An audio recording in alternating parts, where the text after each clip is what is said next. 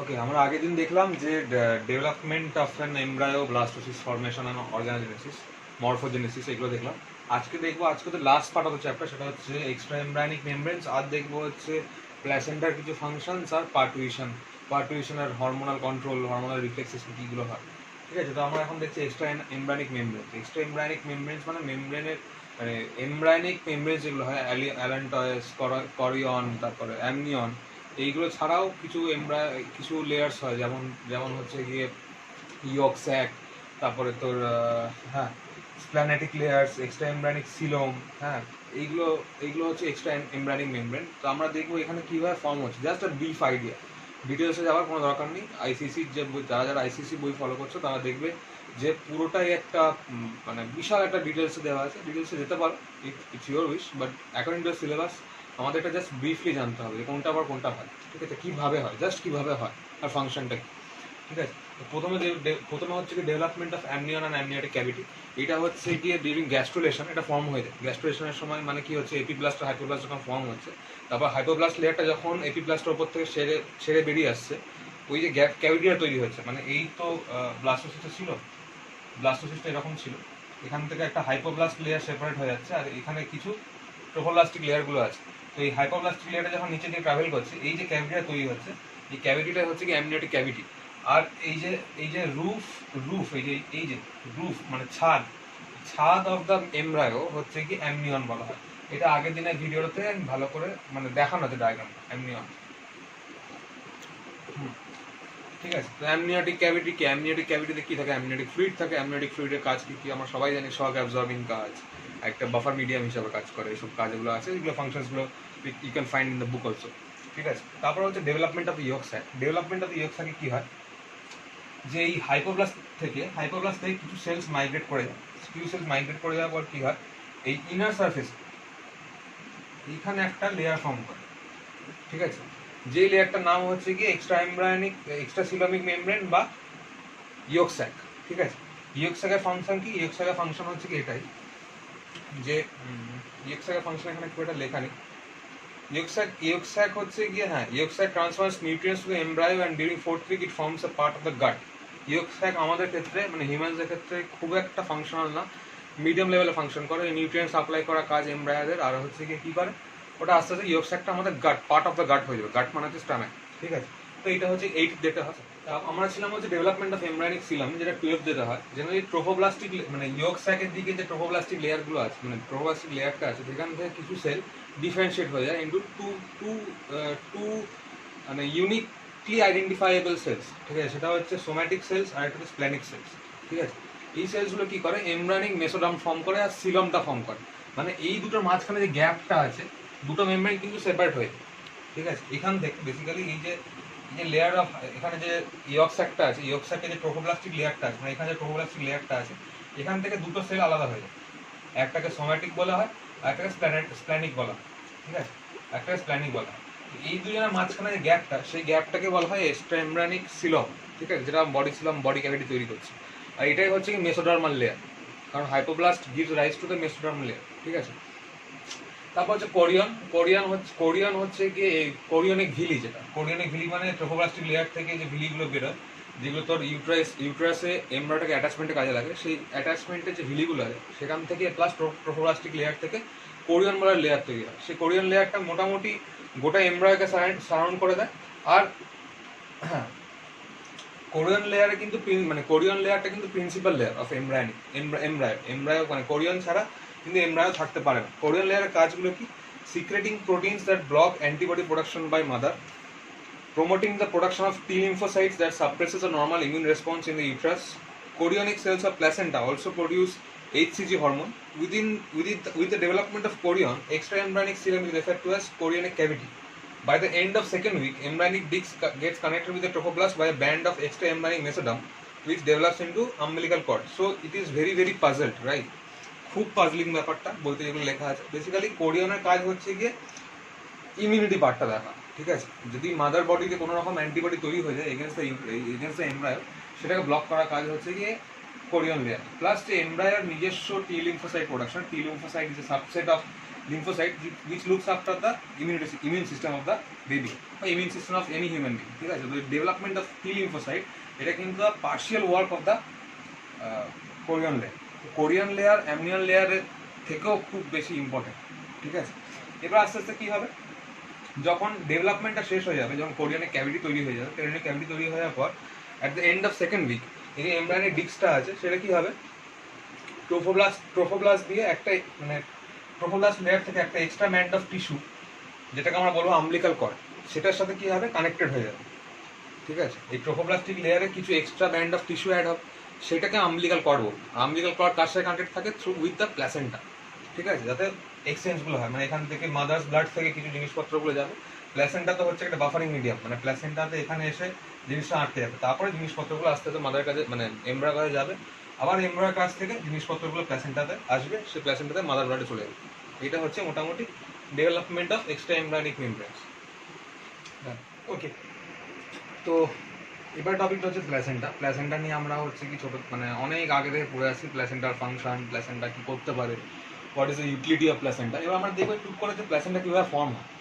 তো ইনিশিয়ালি যে ট্রোফোএক্টোডার্ম লেয়ারটা আছে সেখান থেকে দুটো টাইপ অফ ভিলি বেরোয় ডিউরিং ইমপ্ল্যান্টেশন দু টাইপের ভিলি বেরোয়, সেটা হচ্ছে ট্রোফোপ্লাস্টিক ভিলি আর হচ্ছে কোরিয়নিক ভিলি, ঠিক আছে? This two villi cointegratedly helps in the attachment of the embryo to the uterus in the mother's uterus, ঠিক আছে? তার মধ্যে এই যে কোরিয়নিক ভিলিটা আছে, কোরিয়নিক ভিলিটা হচ্ছে কি ফর্মস দ্য প্ল্যাসেন্টা।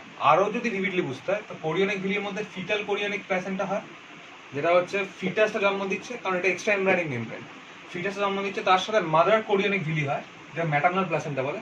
এই দুটো ভিলি নিজেদের মধ্যে ইন্টারডিজিটেট করে একটা স্ট্রাকচার দেয়, যেটাকে বলা হয় প্ল্যাসেন্টা। তো প্ল্যাসেন্টা এইভাবে তৈরি হচ্ছে, এটা হচ্ছে বেসিক অফ প্ল্যাসেন্টা। দেখতে হবে যে functions of placenta, functions of প্ল্যাসেন্টার মধ্যে যে ফাংশনসগুলো আসে সেগুলো হচ্ছে কি এক্সচেঞ্জ অফ রেসপিরেটরি গ্যাসেস, ঠিক আছে? Exchange of food and nutrients, exchange of waste material মানে ফিটাল ব্লাড থেকে প্ল্যাসেন্টাতে কী যায়, এক্সক্রিশনের যে মেটেরিয়ালসগুলো হয়, যেমন ইউরিন, টয়লেট, সবগুলো ওগুলো থ্রু আম্বিকাল কর্ড প্ল্যাসেন্টাতে যায়, প্ল্যাসেন্টা থেকে ওদের মাদার্স ব্লাডে চলে যায়।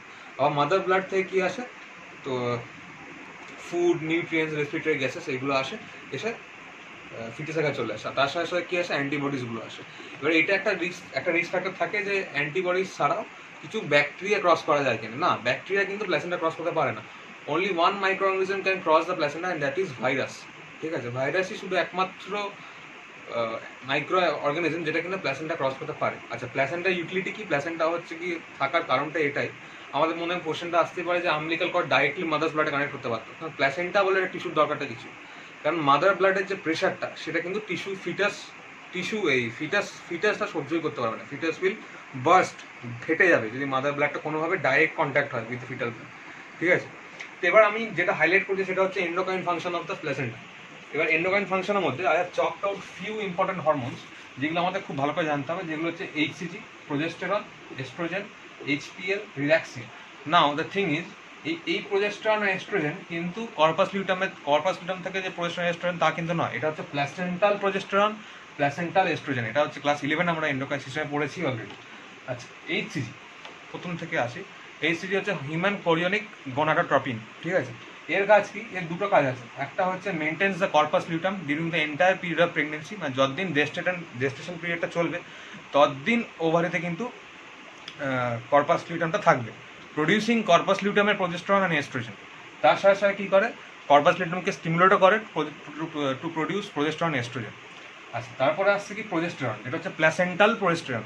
প্ল্যাসেন্টাল প্রোজেস্টেরন কী করে, অ্যাকচুয়ালি এই প্ল্যাসেন্টাল প্রোজেস্টেরন আর প্ল্যাসেন্টাল এস্ট্রোজেন দুজনের অ্যান্টাগোনাস্টিক কাজ করে। কি অ্যান্টাগোনাস্টিক কাজ করে? প্ল্যাসেন্টাল প্রোজেস্টেরন কী করে, ইউট্রাসটার এন্ডোমেট্রিয়াম লাইনিংটাকে ডেভেলপমেন্টে হেল্প করে, আর ইউট্রাসটার কন্ট্রাক্টিবিলিটিটা কমিয়ে দেয়, ঠিক আছে? কন্ট্রাক্টিবিলিটি কেন কমিয়ে দেয়, কারণ কন্ট্রাকশনের জন্য মায়োমেট্রিয়াম লেয়ারটা বেশি ইম্পর্টেন্ট, ঠিক আছে, দেন এন্ডোমেট্রিয়াম লেয়ার। কারণ যদি এবার প্রোজেস্টেরন মায়োমেট্রিয়ামকে বাড়ায় তাহলে এন্ডোমেট্রিয়ামটা কমে যাবে, ঠিক আছে? আবার আরেকদিকে কী হচ্ছে, এস্ট্রোজেনটা কী করছে, ইউট্রাস কন্ট্রাক্টিবিলিটিটা বাড়িয়ে দিচ্ছে, কারণ আলটিমেটলি তো বাচ্চাটাকে আমার কন্ট্রাকশন করে, ইউট্রাইন বল কন্ট্রাক্ট না করলে বাচ্চাটা বেরোবে না। পেলভিক লিগামেন্টগুলো যেগুলো আছে, পেলভিক লিগামেন্টগুলোকে লুজ করে দেয়, যাতে কী বলবো, জেনাইটাল যে অরিফিসগুলো আছে সেইগুলো আস্তে আস্তে ওয়াইডেন আপ হয়, যাতে বাচ্চাটা ওখান থেকে বেরোতে পারে, ঠিক আছে? তো যেটা বললাম, প্ল্যাসেন্টাল প্রজেস্টেরন আর প্ল্যাসেন্টাল এস্ট্রোজেন সর্ট অফ দুজনের অ্যান্টিগোনাস্টিক কাজ করতে পারে। প্ল্যাসেন্টাল প্রজেস্টেরন কী করে হচ্ছে এন্ডোমেট্রিয়াম লাইনিংটাকে ডেভেলপমেন্টে কাজ করা, whereas এস্ট্রোজেন কী করে ইউট্রাস কন্ট্রাক্টিবিলিটির জন্য কী করে মায়োমেট্রিয়াম ডেভেলপমেন্টটা করে, তার সাথে সাথে পেলভিক লিগামেন্টকে লুজ করার কাজ করে, জেনিটাল অরিফিসটাকে বড় করে, এসব করে। খুব ইম্পর্টেন্ট হরমোন হচ্ছে এইচপিএল হরমোন, যেটা হচ্ছে হিউম্যান প্ল্যাসেন্টাল ল্যাক্টোজেন। ঠিক আছে, হিউম্যান প্ল্যাসেন্টাল ল্যাক্টোজেন কী করে বেসিক্যালি মাদার্স ব্লাডে যে গ্লুকোজটা আছে সেটা কিন্তু মাদারকে নেওয়ার থেকে বারণ করে দেয়, মানে বাধা দিয়ে দেয়। মানে বেসিক্যালি যে গ্লুকোজটা মাদার গেইন করছে থ্রু ফুড, সেই গ্লুকোজটাকে কী করে ডাইরেক্টলি ফিটাল ব্লাডে পাঠিয়ে দেয়, কারণ foetus needs active nutrients to grow. ঠিক আছে, কারণ ফিটাস গ্রো করার জন্য ফিটাসের যে মেটাবলিক অ্যাক্টিভিটিসগুলো হয় তার জন্য ফিটাল সেলগুলোকে রেসপায়ার করতে হয়, আর তার জন্য ফুড লাগে। আর ফিটাস তো যেহেতু নিজে খেতে পারে না, সেহেতু মাদার্স ব্লাড থেকে ফুডটা যায়। তো এইচপিএল এইচপিএল এই হরমোনটা কী করতে পারে, সেটা হচ্ছে ইনসুলিন অ্যাক্টিভিটিটা বাড়িয়ে দেয় ডিউরিং প্রেগনেন্সি। ইনসুলিন অ্যাক্টিভিটি বাড়িয়ে দেয় মানে কি, গ্লুকোজটাকে কোনোভাবে ইউজ করতে দেয় না, মানে খুব মিনিমাম অ্যামাউন্ট অফ গ্লুকোজকে ইউজ করতে দেয়, ম্যাক্সিমাম অ্যামাউন্ট অফ গ্লুকোজটাকে কী করে ফিটাল ব্লাডে পাঠিয়ে দেয়। ঠিক আছে, আর কী করতে পারে প্ল্যাসেন্টাল ল্যাক্টোজেন এইচপিএল হরমোনটা ব্রেস্ট ডেভেলপমেন্ট করে, development of the mammary glands, যাতে আস্তে আস্তে মিল্ক ইজেকশন মানে মিল্ক ইজেক্ট করতে পারে আস্তে আস্তে। তো এইটা হচ্ছে এইচপিএল হরমোন। আর রিল্যাক্সিন হরমোনটা হচ্ছে ডিউরিং মানে একদম লেট পিরিয়ড অফ প্রেগনেন্সি, মানে যখন একদম শেষ স্টেজ, মানে ওর পরে মানে পার্টিউশন হবে, চাইল্ড বার্থ হবে, তখন রিল্যাক্সিনটা তৈরি হয় থ্রু প্ল্যাসেন্টা।